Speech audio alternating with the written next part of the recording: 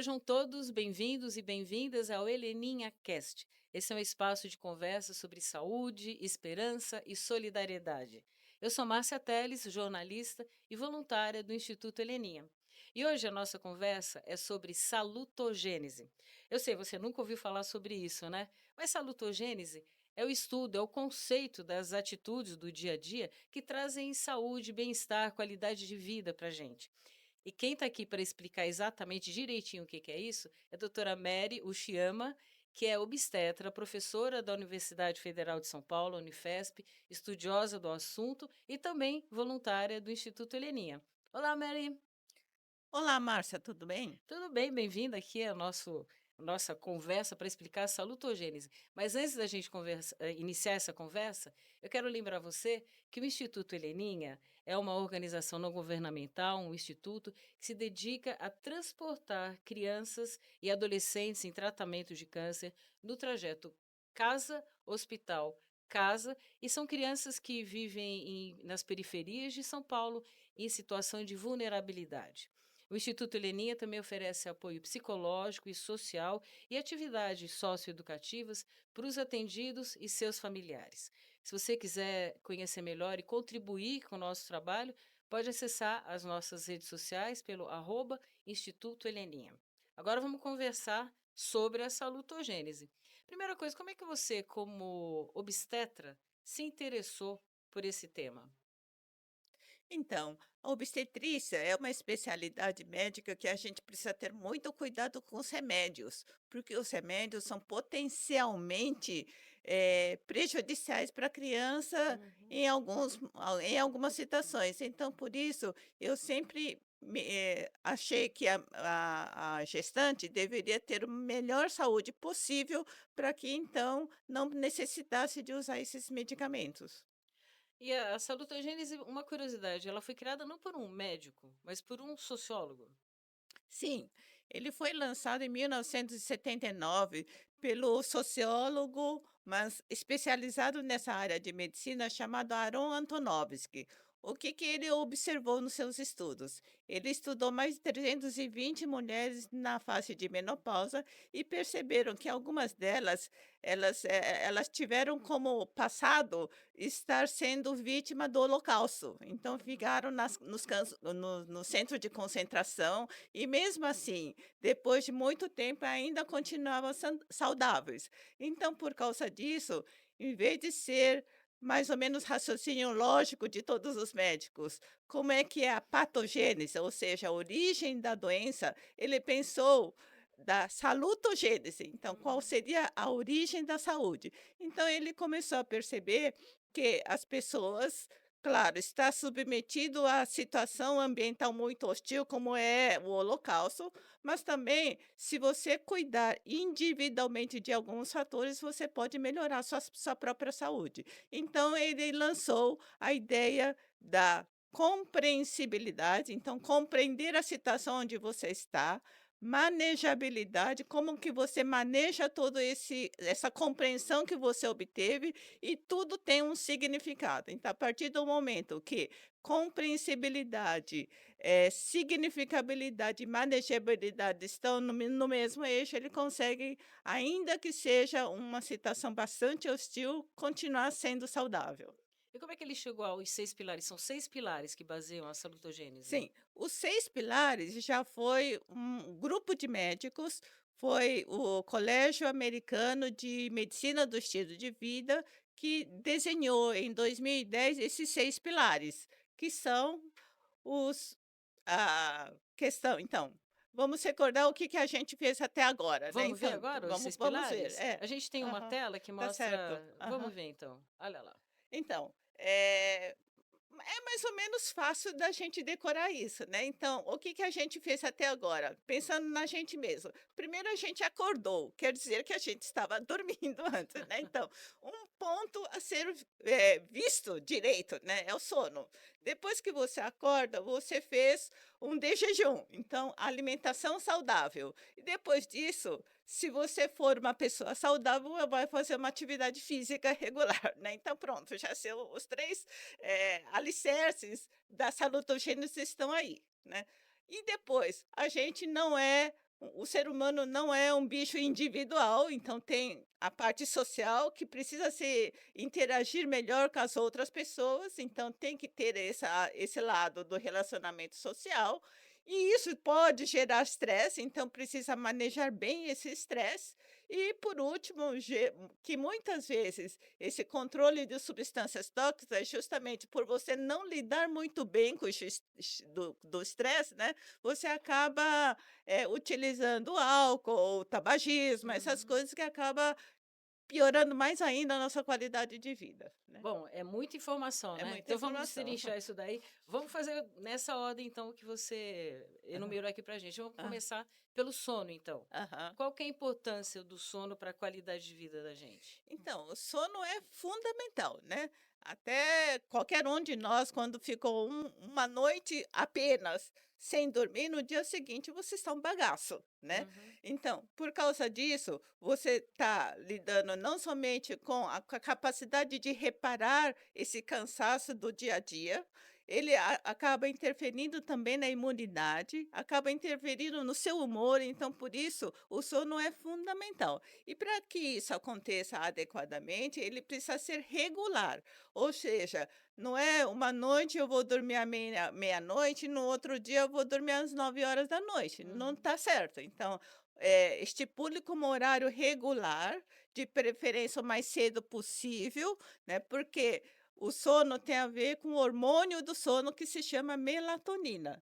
E essa melatonina é produzida principalmente a partir do momento que anoitece. Então, com a falta da luz solar, aí você começa a produzir. Então, é mais interessante, fisiologicamente Aham. falando, né, de você dormir exatamente nesse momento que a melatonina está mais alta. E aí você tem um sono melhor. Bom, aí isso daí a gente está falando em situações ideais, né, porque Sim, tem profissionais que trabalham à noite, médicos, por exemplo, jornalistas, por exemplo, nem sempre a gente consegue sim. seguir isso, né, Aham. então tem que tentar. Tentar, Tá. sempre tentar. E a gente está falando muito atualmente na questão das telinhas. Sim. De que forma que o uso contínuo ou próximo da hora de dormir atrapalha? Então, a luz que é emanado de celular, de computadores, as coisas que a gente fala que é a luz nessa faixa mais azulada, né, ela atrapalha a produção de melatonina. Então a recomendação é de que pelo menos de 2 até 4 horas antes de você pegar no sono, deixa o celular para fora e vê se fica mais no áudio, talvez seja mais interessante, né. Agora tem gente que prefere dormir mais tarde, acordar mais tarde. Esse não Hum. seria o ideal? Então, se você entender que a melatonina, que é considerado hormônio do sono, né, eh, já está sendo produzida mais cedo, né, e a partir do momento que a luz clareou, então no dia seguinte você está dormindo até mais tarde, mas a melatonina já acabou já, né. Hum. Então você percebe que tem essa discrepância entre o horário que você dormiu e a produção de melatonina. E para essa otimização da função da melatonina, é interessante que você faça um certo ajuste entre a produção de melatonina e o seu comportamento. Bom, muita coisa para a gente prestar atenção, mas tem solução para quem tem problemas de distúrbios do sono e insônia, sem ser tomar remédio. Então, a gente percebe que não é somente melatonina que é responsável pelo sono, mas tudo que você fez durante aquele dia, né. Então você se submeteu a mais estresse, e eu fico muito excitado, ou tomou muita cafeína, né, então são algumas coisas que a gente percebe que interferem no sono, né. Então é bom você verificar se você está insone, o que que você fez naquele dia que falou: o sono não está chegando", né. Uhum. E verificar então, alguns tipos de alimentos, né, a cafeína eu já falei, álcool às vezes você acha que ele dá sono, mas na verdade não, né, ele atrapalha um pouquinho a qualidade do sono, não o sono em si, mas ele atrapalha a qualidade do sono, né. Bom, aí já dormimos, acordamos, chegamos na alimentação. Aham. Qual a importância da alimentação, Então, então? a alimentação é importante, assim, primeiro, horário regular, né, aí o metabolismo vai funcionar melhor também. Tá? Então, uma boa mastigação para que você não solicite demais o seu metabolismo e consiga trazer nutrientes adequados para você otimizar a função de todos os órgãos internos, né? Então, por isso que a gente recomenda que a alimentação seja basicamente mais vegetariana, que você metaboliza melhor do que os provenientes animais, né? Se você é daquelas pessoas que não conseguem deixar de comer carne, que se utilize então carnes menos processado possível. A gente está falando em salutogênese, né, o que Aham, gera saúde. aham, De que uma alimentação não saudável aham. vai gerar o quê? Doenças? Sim. Então, acho que hoje está quase uma pandemia a questão da obesidade, Uhum, né.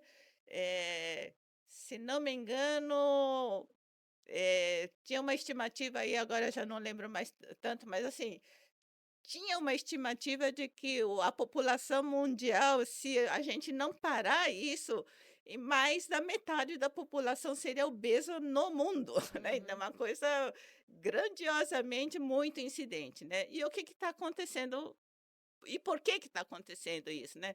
A gente está percebendo o tipo de consumo alimentar que está acontecendo agora, né?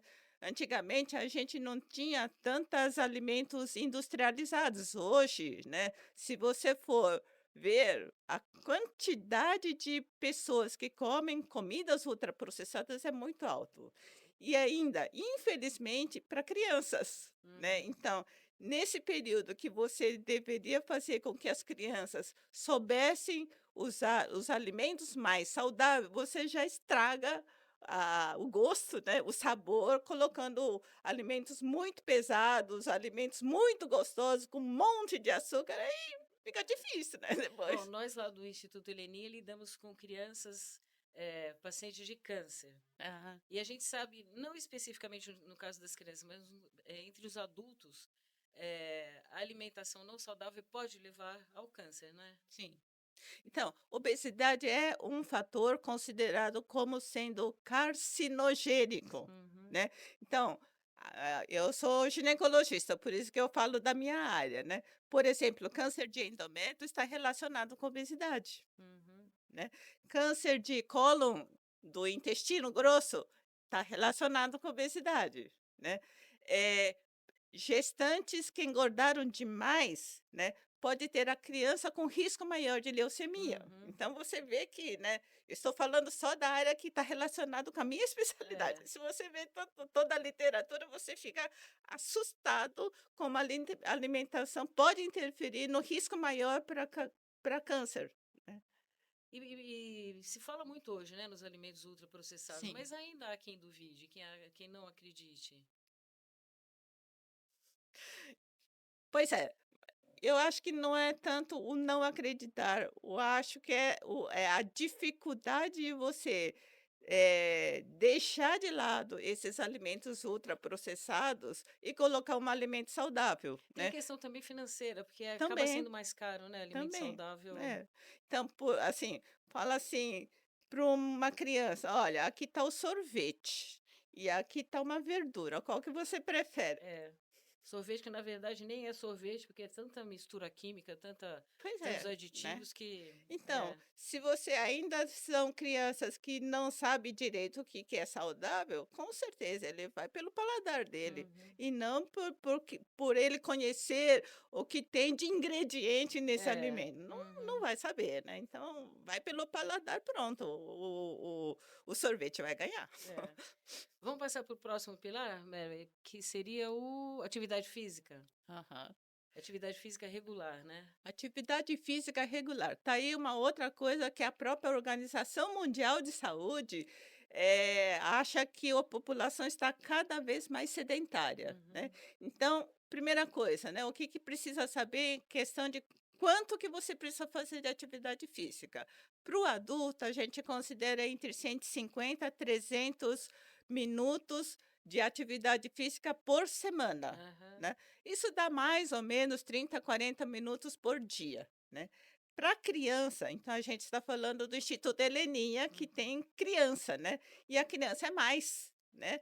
criança ainda está na fase de desenvolvimento, ou seja, ela vai aumentar não só de estatura, como também o osso está crescendo, o músculo está crescendo, então todos os tecidos que estão aumentando de altura também está crescendo. Uhum. Então, para isso, ter esse desenvolvimento mais adequado, ela precisa sim fazer mais atividade física do que um adulto, que já tenha a estatura já estabilizada, né. Então, por isso, para a criança, a gente coloca esse foi uma paper publicado em 2020 Uhum. da própria Organização Mundial de Saúde, né, que criança de 5 a 17 anos deveria fazer atividade física de 60 minutos por dia. Aham. E às vezes a gente não vê isso. A gente vê criança fazendo isso, né. Pois é. É uma ironia, né, dizer É que uma criança ironia. precisa brincar, que criança precisa se movimentar, porque é uma coisa tão natural, não é? Pois é. Então, a gente percebe muito quando a gente vai no restaurante, a gente fica vendo as outras mesas com É, crianças. é, Os pais nos seus celulares e as crianças no tablet jogando game. é. Eventualmente, crianças que moram em casas poderiam brincar na rua, mas os pais têm, preocupação com segurança. Exatamente.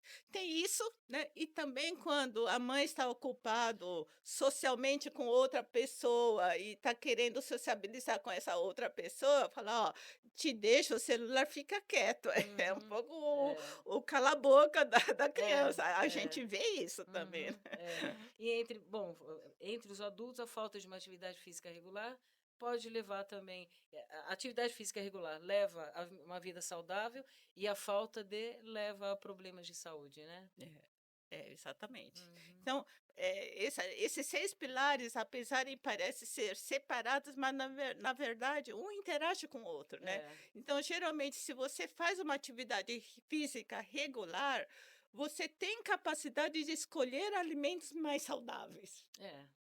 Né. Agora, se você está muito cansado, porque você só fez trabalho mental, Uhum. eu não tenho É. paciência para fazer uma comida gostosa". Não, Uhum. qualquer porcaria É, basta e manda é. bala, né.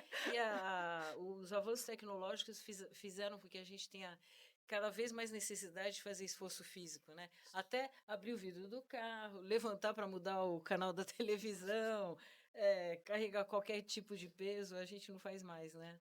Até o É, controle remoto, controle né. remoto, tudo à mão, Tudo, né. né. Para qual pilar que a gente vai passar agora então? Relacionamentos Ah, sociais. relacionamentos sociais. Então, ser humano é um ser social, né. Só que não sei em que situação as pessoas começaram a se isolar um com o outro, porque isolando eu consigo ter tempo para mim mesmo, egoisticamente pensando em mim, né, Uhum, eu tenho meu tempo e, portanto, eu trabalho para mim, ponto, né. Não pode ser assim, né. Quando você começa a perceber que essa relação, desde que seja não aquilo que a gente vê de redes sociais, que você tem 50.000 é, seguidores, né, mas quando você está doente, nenhum desses cinquenta uhum, mil te vai acolher, é, né, não é isso que eu estou falando. uhum, É uma rede social que você tem realmente uma sensação de pertencimento e, por estando com esse sensação de pertencimento, você também gera um pouquinho essa empatia. Então, se eu estou doente, então, o que que eu posso fazer por essa pessoa, né? Então, também essa rede social de mais qualidade, né? E uhum. não aquilo que eu gostei, aquele coisa do É o like. gostei, do É. like, do rede social. Não, não é isso que eu estou falando, né? É uma questão de você ter esse pertencimento e você estar, mesmo que você esteja ajudando, é aquela sensação de que, eu pude ajudar uma pessoa. Então é esse sentimento de compaixão, de empatia, é isso que a gente está falando nessa rede social. E como é que é interessante perceber isso, como que esses relacionamentos sociais refletem na nossa saúde. Com certeza. Então, as pessoas que têm essa capacidade de empatia, essa capacidade de generosidade, de altruísmo, é muito essa sensação: "Que bom que eu consegui fazer algo pelo outro". Uhum. Isso dá uma satisfação de você mesma, né. Essa sensação de gratidão por isso, na verdade, está um pouquinho fazendo essa gestão do estresse. Então, Uhum. você se sentiu bem fazendo o bem para o outro, de uma certa forma você está diminuindo o seu estresse, então você acaba interagindo também nesse outro fator que é a gestão de estresse. Vai continuando ainda nos relacionamentos sociais, faz bem para quem se oferece e para quem recebe, né? Com certeza. E a gente, com o envelhecimento da população, a gente tem visto muito isso para terceira idade, a importância de fazer parte desses Sim, círculos de amizade mais próxima, que bem que isso traz para população de terceira idade, né? Eu exato. mesmo, eu tenho isso também, eu tenho esse círculo de amigas, a gente se encontra para tomar um café e conversa, cada um fala de si, da sua vida, dos seus famílias, Sim. metas, objetivos, e a gente sai tão revigorado desses encontros. Isso mesmo.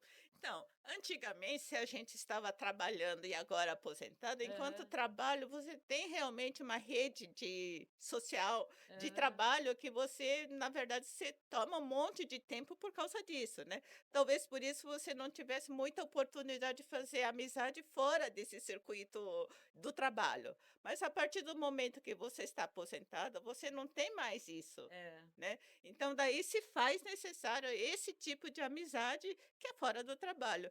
E aí, talvez uma relação mais, amigável, né, porque é, você não tem esse interesse profissional no meio, né. isso, é.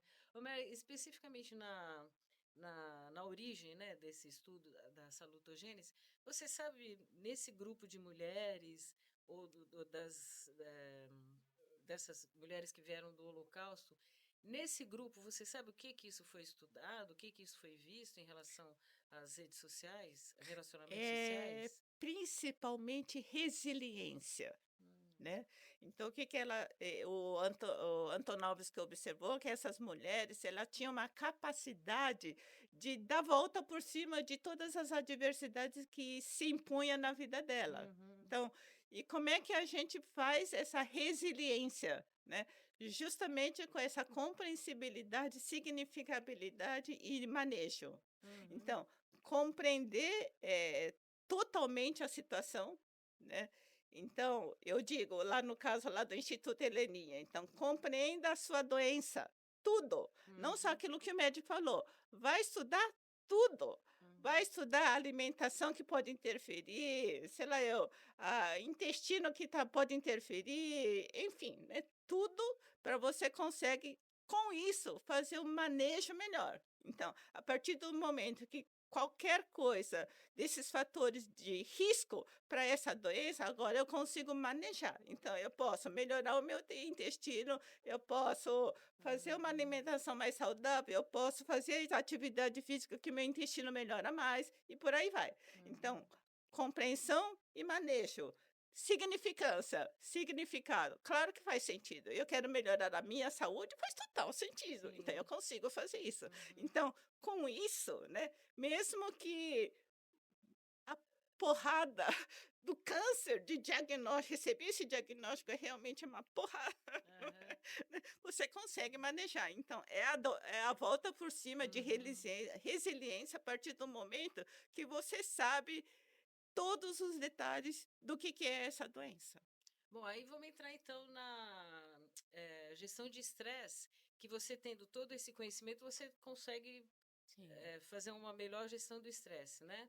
Em Aham, relação à sua doença, aí no caso. aham, Mas aí vamos falar de uma forma geral da aham, gestão do estresse. tá, Nessa loucura que a gente vive em São Paulo, aham, principalmente, no caso das famílias atendidas pela Heleninha, o estresse das mães, principalmente, né? aham. Com a doença das crianças, como fazer essa gestão de estresse? Então, eh claro, se você estiver muito mal, é para procurar o profissional Sim. da psicologia, né, ou psiquiatria, se for o caso, né. Agora, o que a gente percebe é que se você não deixar que o estresse ou qualquer coisa que te abalou, deixa: "Ah, isso aqui eu só vou trabalhar nas minhas férias", não é assim, né, é para trabalhar isso diariamente, né. Então, Uhum. como é que eu faço isso? Então, Na medicina antroposófica fala assim, que o sistema rítmico, ou seja, qualquer coisa que trabalha coração, pulmão e emoção, né, então, quando a gente fala que você está emocionado, você percebe como o coração bate mais rápido, É. ou quando você está mais estressado, você percebe como o pulmão está mais acelerado, ou seja, Uhum. basicamente, coração e pulmão é que maneja todas as emoções que você recebe. Então, se você consegue manejar essas emoções e o sistema rítmico também, esse fato de você manejar a emoção não somente através de terapia cognitivo-comportamental, que a maioria dos psicólogos usam, mas também o que que eu posso fazer eu por mim mesma, Uhum. né? E aí, o medicina antroposófica lida muito com arte. A gente Ah, fala que a arte é uma coisa que está relacionado com aqui, né? Com o sistema ah. rítmico, né? E você testa, né? O que que eu gosto de desenhar? O que que eu gosto de pintar? O que que eu gosto de cantar? De repente, nossa, eu estava tão estressada e de repente cantei uma canção de Ninar e pronto, já melhorei, né? Ou pessoa que não gosta tanto de música, então eu pintei, falo, nossa, coloquei todas as minhas cores preferidas aqui, falou, nossa, ficou maravilhoso, pronto, melhorei, né? E por aí vai. Então, todos os tipos de atividade artística são salutogenéticas, Uhum. né. E fora isso, né, tem a meditação, né, que é um dos assim, o que está sendo mais estudado hoje em dia para esse manejo do estresse é a meditação. De novo, meditação é fundamentalmente padrão respiratório. Então você controla de todo o tempo que você medita, você controla a respiração, né. Então você vai deixar a respiração no padrão bem mais calma, né. Então, se a gente tem uma padrão de respiração de mais ou menos 18 respirações por minutos, quando você está fazendo meditação, você está fazendo em torno de 6, 8, 10 respirações por minuto, é quase metade do padrão É. de respiração. E tem mais assim, como tem então, eu fazia muito com as minhas gestantes que daqui a pouco ia parir, né, então eu preciso que essa gestante fique calma. Então eu ensinava como que tem que ser essa respiração. Uhum. Então, além do ritmo respiratório, também é importante quanto que ela gasta de tempo para inspirar e quanto gasta de tempo para expirar. Aham. Então, quanto mais a expiração for mais prolongada do que a inspiração, você tem um padrão mais relaxante, Uhum. né? Então, eu peço para contar. Eu uso o cronômetro para isso. Então, conte 1, 2, 3, 4 para inspirar, 5, 6, 7, 8, 9, 10 para expirar, de tal Aham. forma que cada ciclo de 10 você está fazendo uma respiração, Uhum. né. Com isso, então, tomando, realmente consciência da sua respiração, você consegue baixar o seu padrão de respiração. Então, uma pessoa que está estressada, está lá com 20 respirações por minuto, a partir do momento que você respira e começa a contar, você já baixa um pouquinho, depois de 5 a 10 fala: "Nossa, agora tô melhor, Ah, que tô mais calma, interessante. tô Boa mais dica, hein, calma, pessoal. tô Boa mais dica. calma". Controlar a respiração acalma, muito bom. Vamos passar então para o último pilar, que é controle das substâncias É. tóxicas. Então, como falei lá no comecinho, né, às vezes você não consegue lidar com o estresse, vai fumar. Uhum. Ou eu não consigo lidar com a minha tristeza, vou no álcool, né. Isso é É, muito, assim, é típico de filme, né. é, Assim, cada filme que tem essa emoção muito forte. Então, mas não é, né. Então, tabagismo todo mundo sabe que é um potente carcinogênico, é. né. E o álcool também, ele então, o tabaco para pulmão e o álcool para o fígado, né. Então se você abusar dessa substância, você vai adoecer, É. né. Bom, e as outras drogas mais pesadas, então, Nem se fala, é. né. E assim, o chato dessas substâncias tóxicas é que elas são viciantes, Uhum. né.